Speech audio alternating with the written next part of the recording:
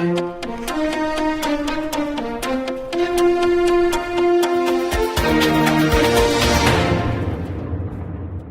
and welcome to Midday Update. Coming up are the headlines for the day.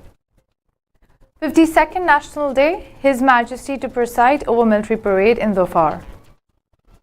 Expat fined Omani Riyal 1,000 for selling chewing tobacco in Oman. PDO donates over Omani Riyal 88,000 to flood-hit Pakistan. Elon Musk effect. TV host Whoopi Goldberg quits Twitter.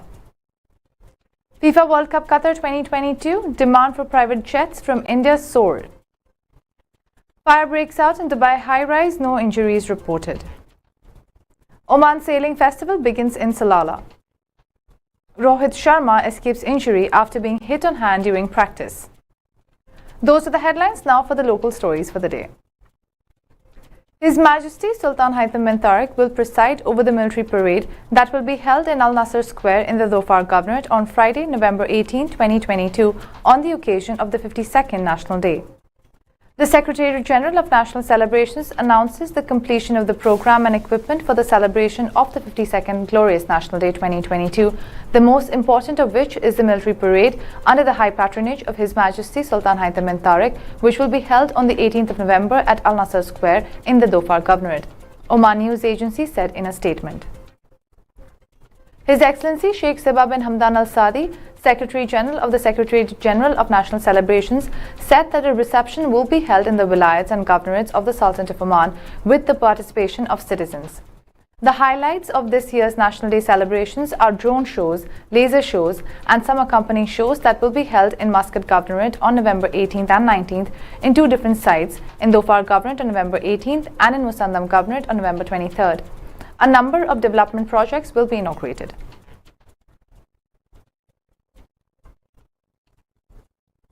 An administrative fine of Omani Riyal 1,000 has been imposed on an expat for selling chewing tobacco in Al Buraimi Governorate, Consumer Protection Authority said. The Consumer Protection Department in Al Buraimi Governorate, in cooperation with the Royal Oman Police, was able to arrest an expatriate worker selling chewing non-smoking tobacco as part of the efforts made by the authority to control prohibited goods that have an impact on the behavior, health and safety of consumers in accordance with the Consumer Protection Law and its executive regulations and related decisions. The violator was stopped while he was travelling in his private vehicle on the public road, and after conducting the inspection, the violator was arrested with 795 bags of smokeless tobacco. Accordingly, legal procedures are being taken against the violator, and an administrative fine of Omani Riyal 1,000 was imposed on him for violating Resolution number 256 by 2015 and its amendments regarding the ban on the circulation of chewing tobacco. The seizures were also seized by the department in preparation for their destruction. The Consumer Protection Authority advises not to violate the Consumer Protection Law, violate the consumer rights, and harm people's health and safety. The Petroleum Development Oman has donated an amount of Omani Riyal 88,000 to help affected people by the flood in Islamic Republic of Pakistan, Oman Charitable Organization said. The Oman Charitable Organization has received a donation of Omani Riyal 88,422.9 from the employees of the Petroleum Development Oman to help those affected by the flood in the Islamic Republic of Pakistan, OCO said in a statement. 33 million people have been affected by the recent floods in Pakistan. The disaster has left more than 1,300 people, including more than 400 children, dead, displaced millions and put one-third of the country underwater. The floods were brought on by a severe heat wave which caused glaciers in the mountains to melt and heavier than normal monsoon rains. The organization also received a donation of Omani Riyal 85,803.56 from the Petroleum Development Oman to help those affected by the drought in the Federal Republic of Somalia. Those are the local stories. We'll take a short break and we'll be back with international news. Stay tuned.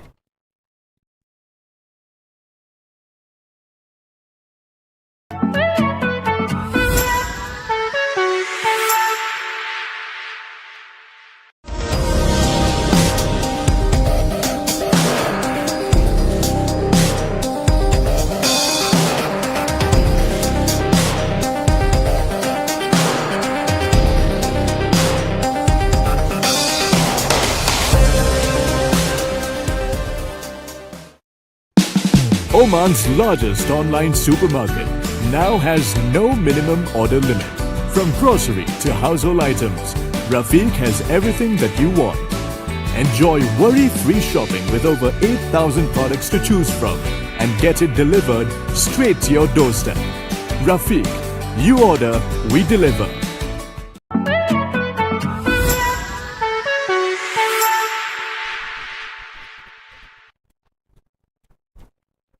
Welcome back to Midday Update. Now for the international stories. Another celeb American TV host Whoopi Goldberg has announced her exit from Twitter. Citing a chaos-filled week after Elon Musk took over Twitter, Whoopi Goldberg announced that she would no longer be on the microblogging site. She announced the news on her talk show The View, and ironically, the clip was shared by the team of the talk show on Twitter. According to Hollywood Reporter, Whoopi Goldberg said the following: "It's been a little over a week since Elon Musk took over Twitter, and this place is a mess." Goldberg also outlined every sudden announcement Musk has made since taking control of Twitter, including the reduction of the new blue tick program's price to USD $8 and staff layoffs and rehirings. She also brought out how Twitter had shut down Kathy Griffin's account for pretending to be Elon Musk. She is not the first celebrity to quit Twitter posts since Elon Musk's takeover. American supermodel Gigi Hadid is also not on Twitter anymore. Gigi announced her exit from Twitter and Instagram amid the mass layoffs, including the human rights team. As the FIFA World Cup draws close, air charter sourcing companies are cashing in on booking business charter planes by India's high net worth individuals. The FIFA World Cup is scheduled to be held in Qatar from November 20th to December 18th. According to official sources, India's HNIs are set for an unprecedented presence at the FIFA event in Qatar this year, as the charter planes are being mostly sold out in spite of deals being exorbitant. An official on the condition of anonymity said that one of India's high net worth individuals booked the fastest 30-seater charter plane to witness the FIFA World Cup matches in Qatar. Insta Charter, the Delhi-based air charter sourcing company, in an interaction with sources, said that HNIs are showing their interest in booking a private charter.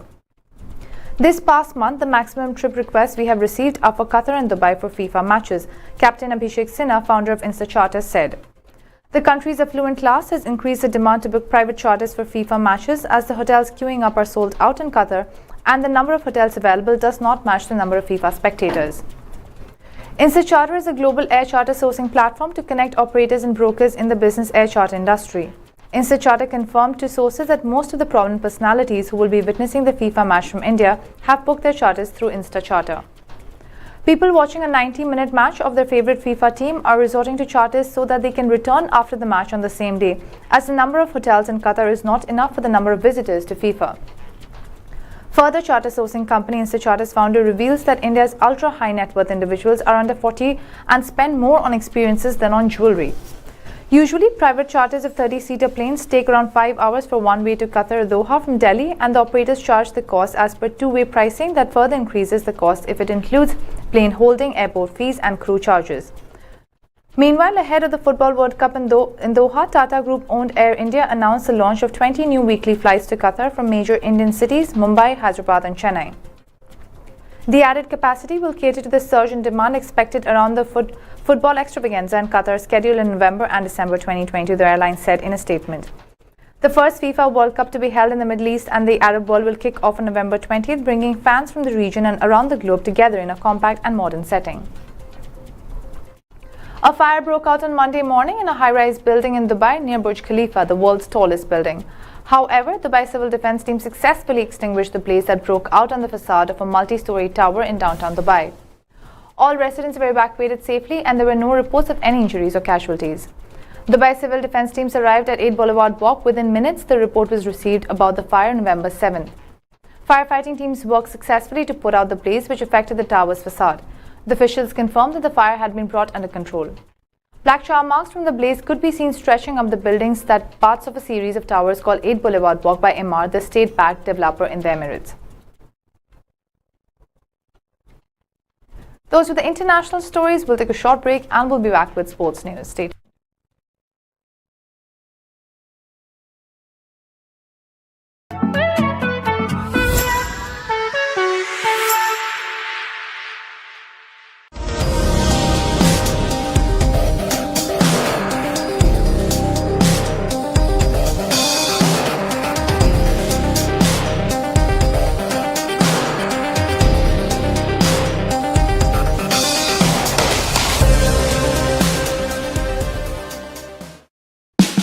Oman's largest online supermarket now has no minimum order limit.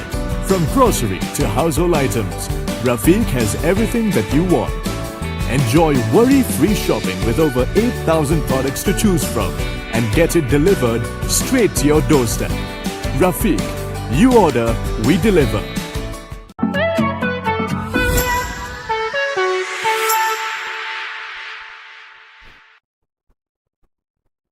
Welcome back to Midday Update. Now for the sports news. The Oman Sailing Festival has begun in the Vilayat of Salalah, Dhofar Governorate on Tuesday, November 8, 2022. Today on the waterfront of the Haris Beach in the Vilayat of Salalah, Oman's community initiative for sailing, Oman Sailing Festival, began in its fourth station. The festival will last for 5 days, Oman News Agency said in a statement.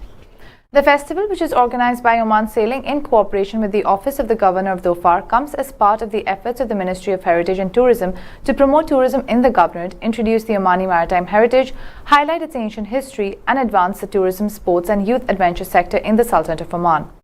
The festival, in its fourth station in the Governorate of Dhofar, includes a number of various recreational activities and events such as sailing experiences on sailing boats under the supervision of specialized trainers and the establishment of awareness campaigns for cleaning beaches. In addition to organizing an exhibition for owners of small and medium enterprises and productive families. Oman Sailing Festival was held previously in 3 stations in the wilayats of Sohar, Musanna and Seeb, where it witnessed a wide participation of sailing experiments in addition to the implementation of cleaning campaigns for the beaches. The Oman Sailing Festival will be held in the sports city in Musanna in South Al-Batana Governorate from November 24th to 26th, while the penultimate stop will be held from December 8th to 10th in Al-Moj, Muscat, and the last stop will be at the Bassa Beach in the Wilayat of Khasab in Musandam Governorate from December 20th to 24th. Star opener Rohit Sharma faced an injury scare ahead of Team India's crucial semi-final clash against England after being hit on his right hand by a throwdown specialist during a net session on Tuesday at the Adelaide Oval.